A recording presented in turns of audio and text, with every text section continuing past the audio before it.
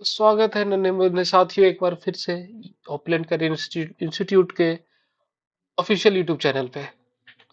Okay, तो जैसे मैं हूं चंदन भारती और जैसा कि मैंने प्रॉमिस किया था पिछले क्लास में कि आज से हम लोग वेक्टर की शुरुआत करेंगे, जो कि एक प्री रिक्विजिट है 11th और 12th के फिजिक्स पढ़ने के लिए। ओके ओके, तो दोस्तों आज की क्लास के बारे में अगर मैं वेक्टर के बारे में डिस्कस करूं तो एक ये बहुत ही इंपॉर्टेंट चैप्टर है। आप आप आगे आने आने वाले चैप्टरों में से देखेंगे कि अगर ये एटलीस्ट ये 50 अभी से 50% चैप्टर्स में ये कहीं ना कहीं छोटा मोटा आता ही रहेगा। लाइक आप इलेक्ट्रोस्टैट पढ़ते हैं, मैग्नेटिज्म पढ़ते हैं, हर चैप्टर में ये आता रहेगा। Vector addition, vector sum, cross product, dot product, area, ये सब आता ही रहेगा। ओके, सो इसलिए ये बहुत ही इंपॉर्टेंट हो जाता है, राइट। तो एक बार मैं बता दूं कि ये क्लास किसके लिए है। जिसने जिन्होंने अभी अभी अपना 10th बोर्ड लिख के 11th क्लास में आए हैं, वो भी यहाँ से वेक्टर सीख सकते हैं। और जो अभी 11th से 12th में गए हैं, वो अपना रिवीजन कर सकते हैं। ओके, तो बच्चों काफी डिटेल में यहाँ पे वेक्टर मैं सिखाऊंगा आप लोगों को। और थ्योरी प्लस क्वेश्चन दोनों होगा। थ्योरी प्लस क्वेश्चन दोनों हम लोग काफी सारा करेंगे। तो एक बार फिर से, I am Chandan Bharati and I have completed my M.Tech from IIT Mandi and at present I am pursuing my PhD from IIT Delhi। Right, चलिए तो शुरुआत किया जाए। बेटे फिजिकल क्वांटिटीज, फिजिकल क्वांटिटीज कहने का मतलब है जैसे कि हमारे पास गिवन फिजिकल क्वांटिटीज क्या क्या होते हैं। तो like temperature, temperature is a physical quantity. Mass, speed, velocity, ये सारे फिजिकल क्वांटिटीज है। और भी बहुत सारे हैं। फोर्स, डिस्टेंस,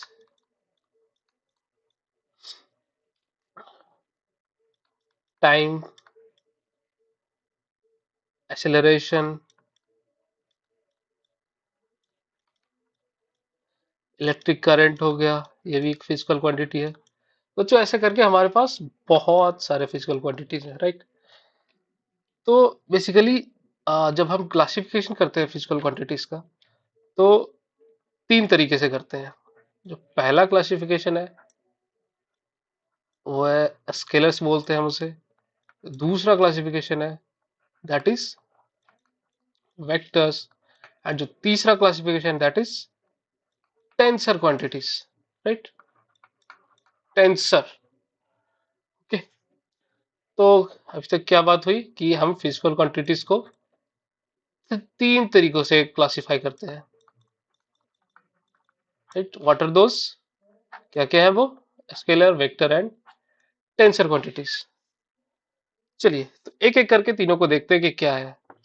स्केलर क्या है? जैसा कि कुछ लोगों को पता ही होगा, ऐसे फिजिकल क्वांटिटीज जिनके पास सिर्फ और सिर्फ मैग्नीट्यूड हो, ओनली मैग्नीट्यूड,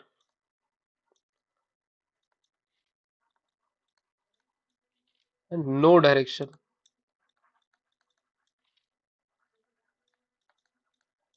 सो ऐसे क्वांटिटीज को हम स्केलर्स कहते हैं। तो स्केलर्स का एग्जांपल क्या क्या है? स्केलर का एक बहुत ही छोटा सा कॉमन लाइफ एग्जांपल लूं तो हम लोग, चलो फॉर एग्जांपल मार्केट गए बेटा। ओके, हमने ठेले वाले से, भैया से कहा भैया हमें पानी पूरी खिला दो। तो वो पूछेगा कितना खिला दो भैया? तो हम बोलेंगे भैया 10 खिला दो। Okay, 10 piece. अब बेटा इसमें डायरेक्शन का कोई लेना देना नहीं है। आप उसको जाके कभी ये नहीं बोलते हो कि भैया मुझे 30 डिग्री के एंगल से पानी पूरी खिला दो, भैया मुझे नॉर्थ डायरेक्शन से पानी पूरी खिला दो। ऐसा कुछ नहीं कहते। हाँ, आप कहेंगे जाके तो कहेंगे कि भैया मुझे 2 पीस और खिला दो। तो टोटल कितने पीस खाए वो लास्ट में क्या बोलेगा कि भैया आपके 12 पीस हो गए, 12 पीस के पैसे दो। तो क्या हो गया, ये हम लोगों ने सिंपली इसे जोड़ दिया, जैसे हम लोग आज तक जोड़ घटाव गुना जोड़ घटाव करते हैं वैसे हमने जोड़ दिया इसको, राइट। ओके, तो चलिए ये तो एक एग्जांपल हो गया। और क्या क्या फिजिकल क्वांटिटीज जो इसके अंडर आती है, जो कि हम लोगों ने पिछले पेज पे डिस्कस किया, व्हाट आर दोस? तो बेटा, मास, एनर्जी, टाइम, डिस्टेंस वगैरह वगैरह कुछ चीजें हैं जो आपका स्केलर्स में आती हैं। तो स्केलर्स का मतलब क्या समझा आपने, कि जिसके पास सिर्फ मैग्नीट्यूड हो, डायरेक्शन से उसका कोई लेना देना नहीं है, बस यही है स्केलर्स का मतलब। ओके, चलिए आगे वेक्टर्स पे हम लोग आते हैं। तो वेक्टर्स के पास हमारा बोथ, सॉरी, बोथ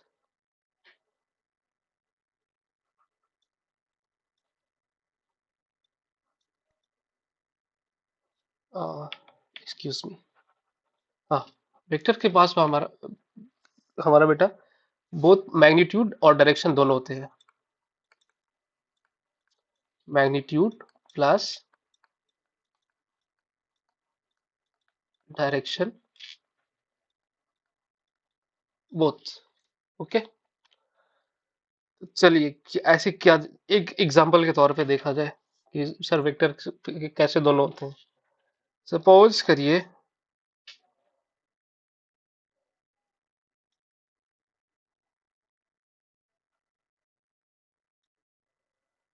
ये एक टॉय है, ठीक है।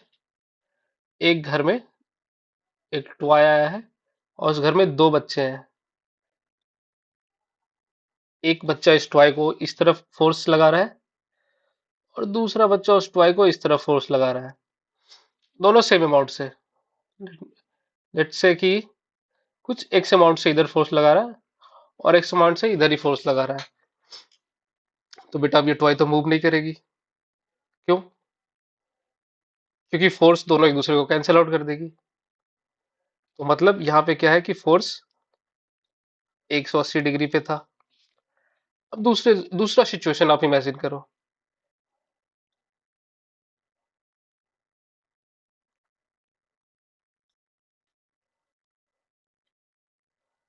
सेम खिलौना रखा हुआ है, एक बच्चा, दोनों बच्चे इसी डायरेक्शन में खींच रहे हैं खिलौने को एक्स एक्स फोर्स से। अब तो बेटे इस पे टोटल जो फोर्स होगी वो टू एक्स हो जाएगी, और ये इस डायरेक्शन में चलने लगेगी, ये खिलौना इस डायरेक्शन में डिस्प्लेस होगा। तो दोनों के बीच का एंगल क्या हो गया, 0 डिग्री। अभी 0 डिग्री था इसलिए दोनों एक डायरेक्शन में आगे आ गए। तो मतलब कि बेटा ये एंगल का बहुत खेल है वेक्टर्स में, एंगल्स आर इंपॉर्टेंट।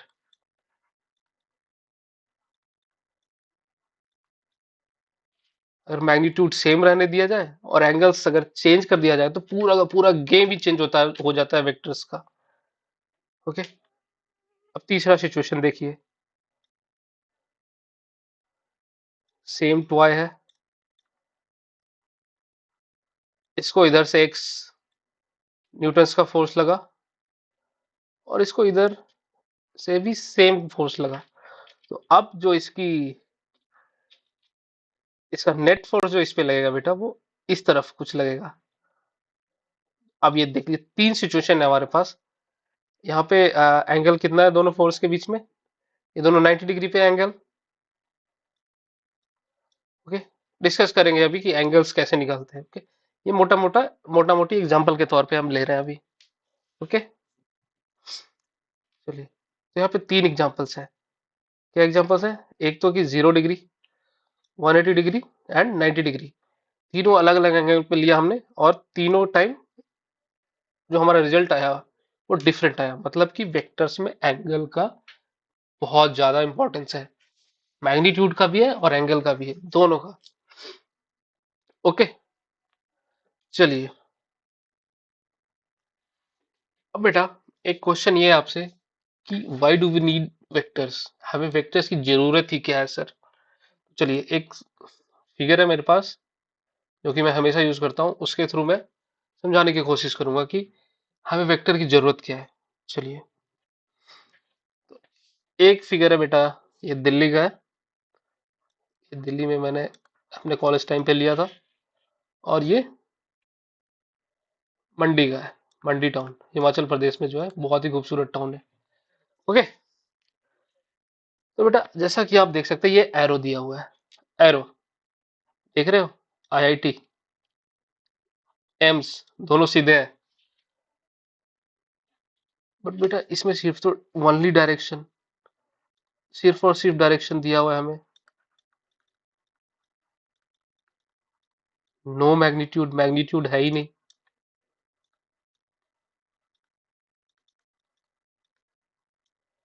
तो क्या इसे वेक्टर कहेंगे? नहीं, इसे वेक्टर नहीं कहेंगे। अब देखो प्रॉब्लम क्या है इसमें, इसने तो सीधा सीधे एरो दे दिया कि भैया सामने की तरफ जाओ आईआईटी आ जाएगा।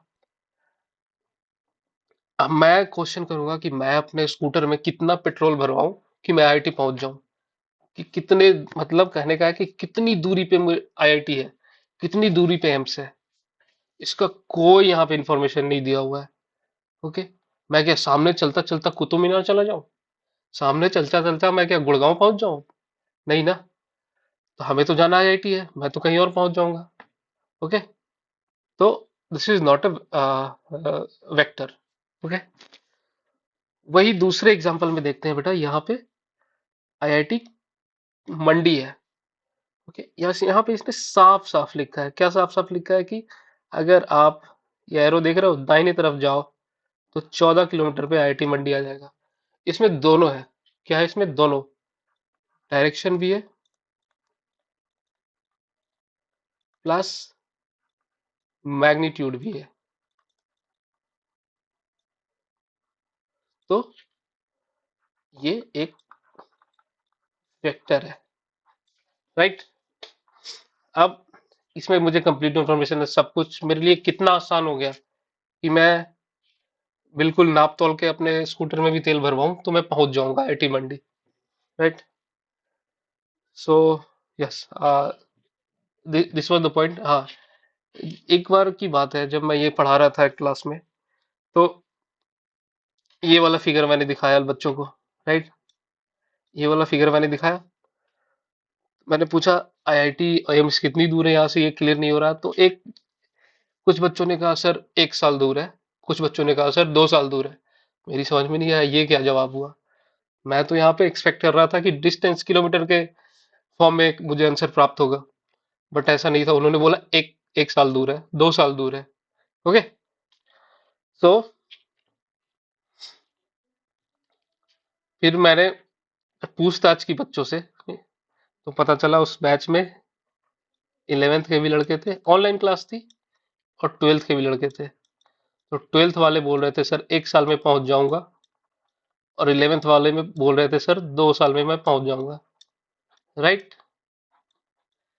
चलिए, चलिए तो moving ahead and jokes apart, तो मुझे उम्मीद है कि आप लोगों को समझ में आ गया होगा कि वेक्टर की क्या आवश्यकता है, what is the need of vector.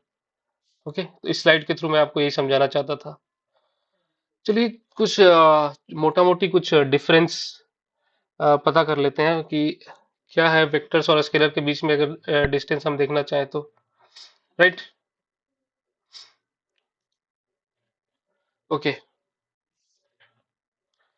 पहला तो क्या है बेटा कि इसके इसके पास वनली एंड वनली, सॉरी,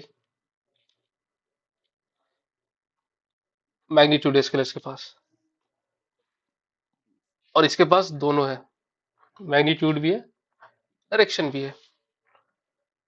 और जैसे हमने पानी पूरी वाले केस में देखा था, यहाँ पे सीधा ये यूजुअल अलजेब्रा फॉलो हो रहा है यहाँ पे, 10 + 2 = 12, जो हम लोग क्लास 1 से करते आ रहे हैं, बचपन से करते आ रहे हैं, तो यही वो यूजुअल अलजेब्रा है। बट यहाँ पे ऐसा नहीं है, यहाँ पे अगर आप ऐड करना चाहोगे तो यहाँ पे वेक्टर लॉ वेक्टर का एडिशन सब्ट्रैक्शन उनका अलग ही अलजेब्रा चलता है पूरा, राइट। जहाँ जो कि हमने यहाँ पे देखा कि जैसे जैसे हमने एंगल चेंज करते गए अपन, वैसे वैसे रिजल्टेंट डिफरेंट आता गया, राइट। चलिए, तो बात कुछ ऐसी है कि वैलेंटाइन डे पे चिंटू गया अपनी गर्लफ्रेंड से मिलने। चिंटू का घर यहाँ है, बीच में कुछ है, फील्ड खेत है, और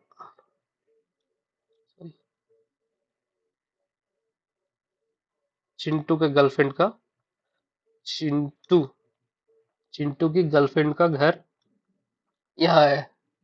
तो चिंटू गया मिलने। ये 1 किलोमीटर था और ये भी 1 किलोमीटर था। तो बेटा चिंटू ने अपनी गर्लफ्रेंड से कहा, यार मैं तो तुमसे 2 किलोमीटर पैदल चल के मिलने आया हूँ। तो उसकी गर्लफ्रेंड ने कहा, ज्यादा बनाओ मत मुझे, तुम तो बस इतना तुमने बस ये वाली डिस्टेंस ट्रेवल की है, राइट। ये कितना है सबको पता है। अगर ये 90 डिग्री मैं लूँ तो ये √2, दैट इज 1.414 किलोमीटर। तो बेटा क्या हुआ ना, कि चिंटू की गर्लफ्रेंड है होशियार, उसे आता है फिजिक्स, उसे डिस्टेंस और डिस्प्लेसमेंट का फर्क मालूम है, समझे। उसे डिस्टेंस और डिस्प्लेसमेंट का फर्क बहुत अच्छे से मालूम है। तो चिंटू कह रहा है कि जो 2 किलोमीटर वो है डिस्टेंस, और जो उसकी गर्लफ्रेंड कह रही है √2 किलोमीटर वो है डिस्प्लेसमेंट, राइट। ओके, तो बस यहाँ पे क्या है कि एंगल का खेल है। ओके, अगर बेटे ये ऐसा होता, चिंटू और चिंटू की गर्लफ्रेंड का घर का रास्ता कुछ ऐसा होता, ये 1 kilometre again and this is 1 kilometre again, तो अब चिंटू की गर्लफ्रेंड उससे बहस नहीं कर पाती। चिंटू अगर यहाँ पे कह दे कि मैं 2 किलोमीटर चल के आया, तो उसे मानना पड़ेगा कि हाँ, तो वो 2 किलोमीटर चल के आया। अब यहाँ पे वो बहस नहीं कर पाती, मतलब कि क्या हो गया, यहाँ पे डिस्टेंस और डिस्प्लेसमेंट दोनों बराबर हो गए, राइट। ये चीज समझ में आई आई होगी। तो सर क्या हुआ सर, इस डायरेक्शन, इस केस और इस केस में क्या हुआ, बेटा चेंज ऑफ एंगल हो गया। चेंज ऑफ एंगल एंगल हो गया। यहाँ पे क्या था 90 डिग्री, यहाँ पे क्या हो गया 0 डिग्री। मुझे तो ये सोच के हंसी आ रही है कि अगर एंगल 180 डिग्री होता फिर चिंटू का क्या हाल होता।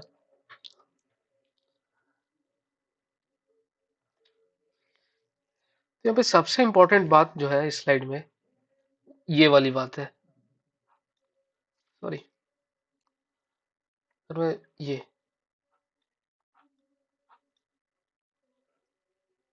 That vectors must follow vector law of addition. Okay, इसके बारे में डिटेल में चर्चा करेंगे हम लोग। ओके, चलिए थोड़ा सा देखते हैं कि वेक्टर्स का रिप्रेजेंटेशन कैसा होता है। हमें मान लो अपने कॉपी किताब पे वेक्टर्स को रिप्रेजेंट करना होगा, तो कैसे रिप्रेजेंट करेंगे, राइट। देखिए, वेक्टर्स कुछ ऐसे रिप्रेजेंट किए जाते हैं। इसमें एक एरो लगा होता है और एक इंड है। इस इंड को कहते हैं tail of the vector. Tail बोले तो पूछ, और इसको कहते हैं head of the vector, right. और ये जो बेटा ये जो दूरी है, ये जो कितना लंबा एरो है, that represent the magnitude of the vector. Magnitude. Okay. और जिस डायरेक्शन में ये एरो है, that represents the direction of the vector. This arrow represent the direction. यहाँ पे मैं लिख देता हूँ अलग से, एरो क्या रिप्रेजेंट कर रहा है मेरे नन्हे मुन्ने साथियों, एरो क्या रिप्रेजेंट कर रहा है, डायरेक्शन। और लेंथ क्या रिप्रेजेंट कर रहा है, लेंथ ऑफ दिस एरो,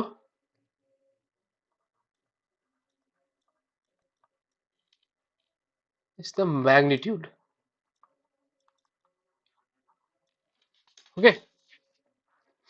चलिए, तो इसके पास मैग्नीट्यूड भी हो गया और डायरेक्शन भी हो गया, तो ये क्या बन गया, वेक्टर। अभी के लिए ऐसा कर सकते हैं कि वेक्टर बन गया। चलिए,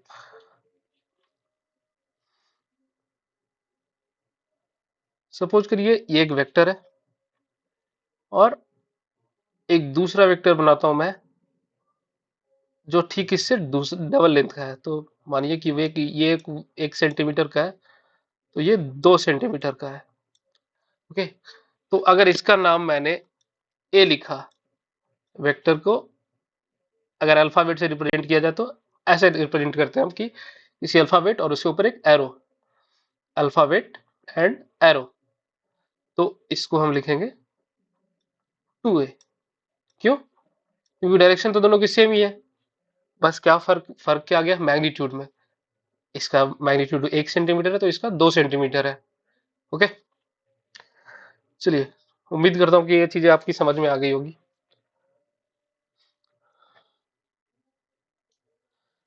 चलिए बच्चों, तो इस स्लाइड में हम अब कुछ वेक्टर्स को ट्रेस करने की कोशिश करते हैं, मतलब धीरे धीरे सीखते हैं कि वेक्टर्स को ड्रॉ कैसे करें। ठीक है। कुछ थोड़ा सा हल्का सा हमें हिंट दिया हो रहेगा, और उससे हम सीखने की कोशिश करेंगे कि हम वेक्टर्स को ड्रॉ कैसे करें। ओके। चलिए, तो ये हमारे पास एक सवाल है। क्वेश्चन है क्या है, 5 मीटर ईस्ट ऑफ साउथ। सबसे पहले हम लोग north, south, east and west बना के देख लेते हैं ऐसे। राइट। अब क्या कह रहा है ये कि 5 मीटर स्क्वायर, मतलब ये किसके बारे में बात कर रहा है बच्चों, एक्सेलरेशन के बारे में बात कर रहा है। ओके। और डायरेक्शन क्या है, 45 degree east of south, south से 45 डिग्री ईस्ट की तरफ। ये हो गया अपना साउथ, इससे 45 डिग्री ईस्ट की तरफ हम ड्रॉ करेंगे।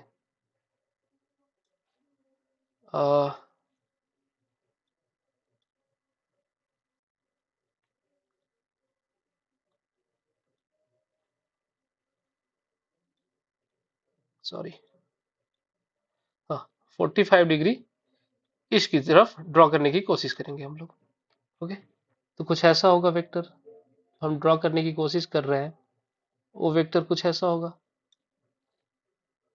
ये वाला, है ना, ये वेक्टर होगा।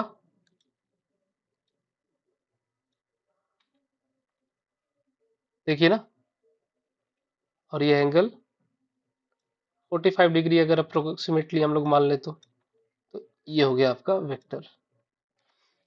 चलिए, इसका नाम रख देते हैं वेक्टर ए। ओके। चलिए अगले क्वेश्चन की तरफ मूव करते हैं। 5 मीटर पर second square, 45 degree west of south. तो अगेन हम लोग यहाँ पे सारे डायरेक्शन को मार्क कर लेंगे, north, south, east and west. Okay. चलिए, तो हमसे क्या कहा गया है कि 45 degree west of south, south से वेस्ट की तरफ 45 डिग्री, मतलब इस बार इधर की तरफ आएगा। ओके। चलिए, तो ये हो गया इस बार का वेक्टर आपका। बहुत ही आसान आसान से क्वेश्चन है। ठीक है, इसमें उतना कुछ दिमाग लगाना नहीं है। मैं बस वेक्टर ट्रेस कराना सिखा रहा था आपको कि आप इसको वेक्टर ड्रॉ करना हो तो कैसे करेंगे। ये हो गया आपका vector B. Okay.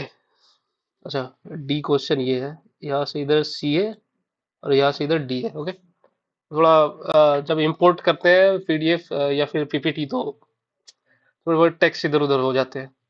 Okay, next क्या है कि 5 metre towards east and then towards north. चलिए एक बार फिर से हम लोग मार्किंग कर लेते हैं। ओके, ये बच्चों वाली बात है, बस मैं कर दे रहा हूँ। ओके, तो क्या कह रहा है बेटा, 5 मीटर टुवर्ड्स ईस्ट, ईस्ट पहले, 5 मीटर टुवर्ड्स ईस्ट ये पहले चल गया। अब देन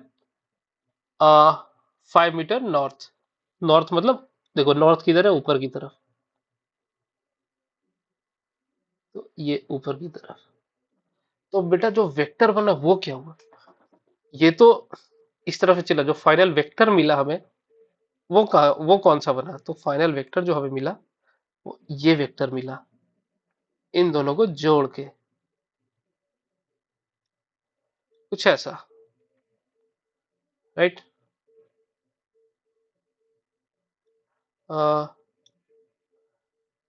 इस वेक्टर का नाम वेक्टर सी। ओके, अब चलिए अगेन एक छोटा, इस छोटे से आखिरी सवाल को ड्रॉ करने की कोशिश कर लेते हैं, जिससे आपको डायरेक्शन का सेंस हो जाए। बस मैं कुछ नहीं चाहता, बस इतना चाहता हूँ कि आपको डायरेक्शन का सेंस मिल जाए। 5 metre towards north, 5 metres towards north and then 5 metre towards east. यहाँ पे कौन सा वेक्टर मिला,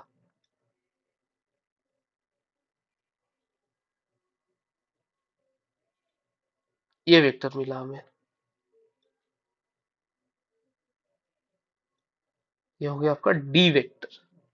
ओके, तो एक छोटा सा एक्सरसाइज था ट्रेस करने का। चलिए एक छोटा सा सवाल हमसे पूछा जा रहा है, क्या है सवाल, एक बार अब मैं चाहता हूँ कि ये सवाल आप ध्यान से पढ़ें और 30 सेकंड का टाइम लें और फिर मुझे जवाब दें कि ये क्या है, सवाल क्या कह रहा है।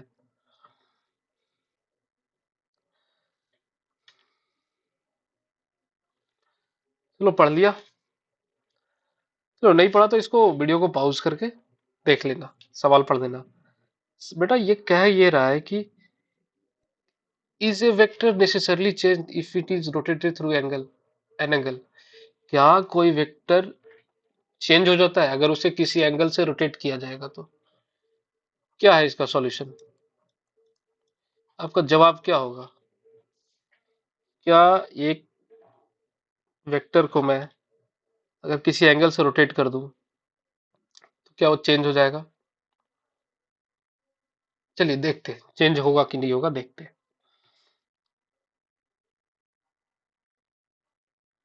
ये वेक्टर ए है हमारे पास, मान लिया कि इसका नाम ए है। अब इसको क्या करना है, is we have to rotate it through any angle. अब वो एंगल क्या होगा पता नहीं, इसी में सारा राज छुपा है कि वो एंगल क्या है। अगर मैं इसको बेटे 2 पाई रोटेट कर दूंगा, मेरा कहने का मतलब है रोटेट थ्रू 2 पाई, और 360 सेम ही है, 360 डिग्री और 2 पाई रेडियंस, तो क्या मिलेगा, सेम वेक्टर मिलेगा हमें। भाई किसी को 360 डिग्री अगर मैं इसको रोटेट करवा देता हूँ तो क्या ये सेम वेक्टर नहीं मिल जाएगा हमें, मिल जाएगा। तो ये ए वेक्टर ही मिलेगा। अब कोई बच्चा मुझसे कहता सकता है सर आपने 360 ही क्यों घुमाया, और भी कुछ घुमा सकते हैं, तो बिल्कुल सही, बिल्कुल सही वो घुमा सकता है। तो चलिए मैं वो ले लेता हूँ कि 90 डिग्री से वो घुमा देता है। रोटेट थ्रू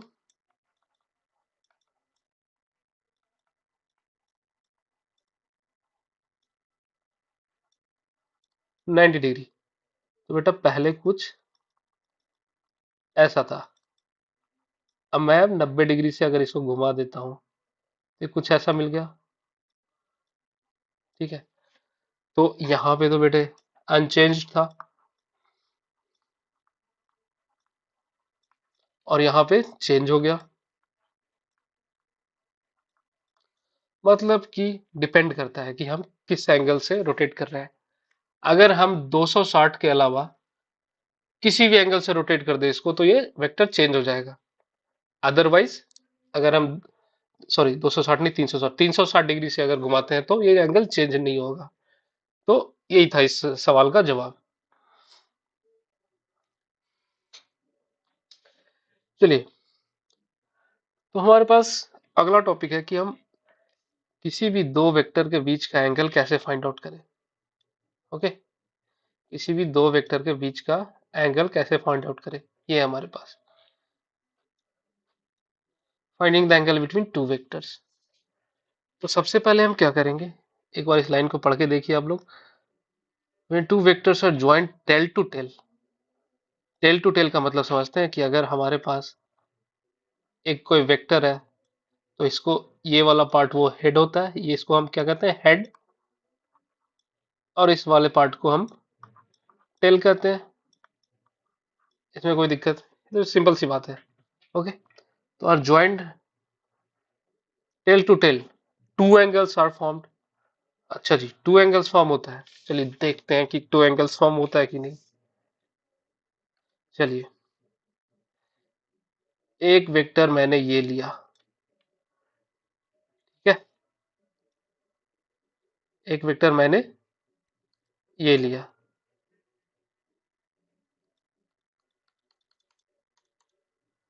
और चलिए दूसरा वेक्टर कुछ लेते हैं। दूसरा वेक्टर चलो अपने मन से कुछ इधर ले लिया। अब पहली लाइन क्या थी, पहली लाइन पढ़िए आप लोग सब लोग, तब तक मैं इस वेक्टर का एंगल, ये कलर चेंज कर लूं।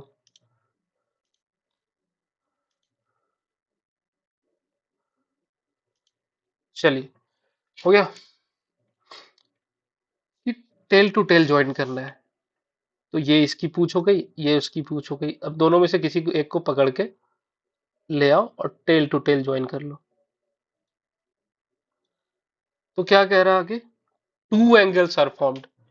अब कौन कौन से दो एंगल फॉर्म हो रहे हैं, कौन कौन से दो एंगल फॉर्म हो रहे हैं, मेरे हिसाब से तो ये वाला एक एंगल है, और ये वाला एक एंगल है।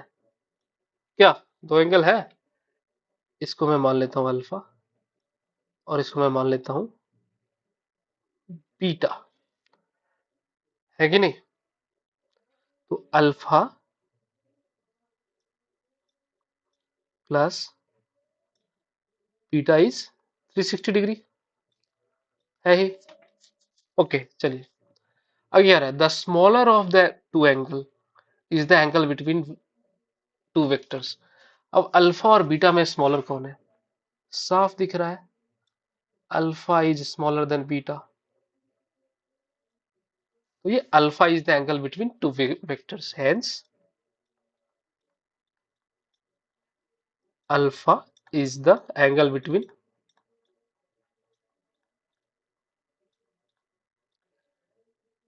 two vectors, these two vectors।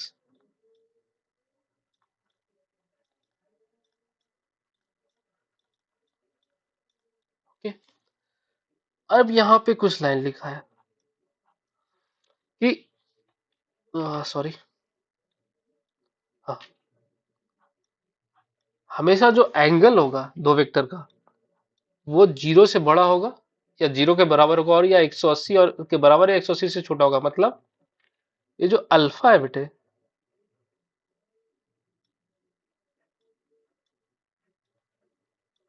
180 degree and 0 degree के बीच होगा। ओके, मतलब ये हमारे पास एक कंस्ट्रेंट आ गया, क्या, कि दो वेक्टर के बीच का एंगल कभी भी 180 डिग्री से ज्यादा नहीं हो सकता है।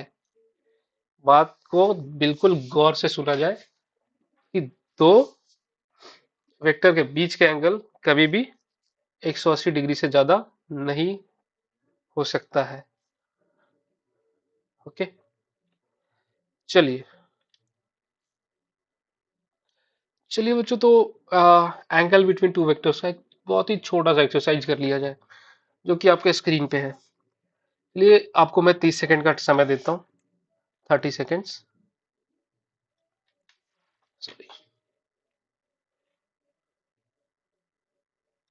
30 सेकेंड्स। आप इसका आंसर, तीनों का आंसर पता, क्वेश्चन आपको पता है। ए बी, ए सी और बी सी के बीच में आपको एंगल फाइंड आउट करना है। ये 30 सेकंड का टाइम ले लो, आप सोच लो।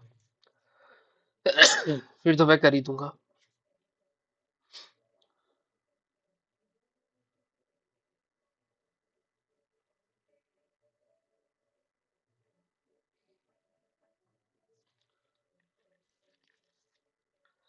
चलिए, टाइम इज अप। ए और बी के बीच का एंगल क्या है? तो एंगल निकालने के से सबसे पहले हम, एंगल निकालने से पहले हम क्या करेंगे? सारे वेक्टर्स को टेल टू टेल जोड़ लेंगे। मतलब सबकी पूछ एक साथ ले आते हैं। Tell to tell. ओके, तो चलिए, ए और बी के बीच का एंगल निकालने को बोला जाए तो देखो, ए और बी का ऑलरेडी पूछ जुड़ा हुआ है ना? ये इसके एरो है, ए का, बी का एरो है, और ये दोनों की पूछ है, टेल है। तो पहले से जुड़ा हुआ है, इसमें तो कुछ करना ही नहीं है। Angle between A and B क्या हो जाएगा?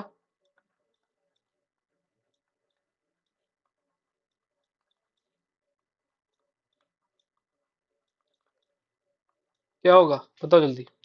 ये 30 डिग्री है, ये 90 डिग्री हो जाएगा, 120। और ये कितना हो गया? 30 डिग्री। ठीक है, तो टोटल कितना हो गया? 30 डिग्री प्लस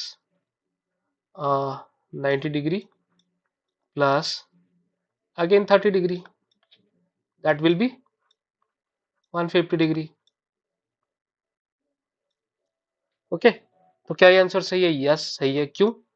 क्योंकि ये 0 डिग्री और 180 डिग्री के बीच में है ये।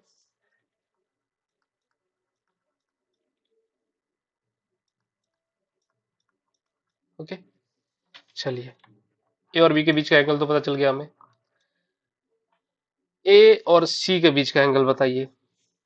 ये, अब ये मत कर देना। देख लो, यहाँ पे थोड़ा सावधान हो जाना, क्योंकि टेल टू टेल जुड़े हुए नहीं है यहाँ पे। यहाँ पे आपको सावधान होने की जरूरत है। ओके, चलिए, कौन बताएगा जवाब? Angle between A and C.